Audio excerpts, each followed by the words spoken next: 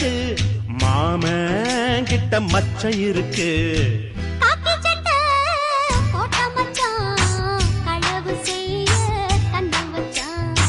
கண்ணம் வைக்க வந்த மச்சான் கன்னத்துல கண்ணம் வச்சான்.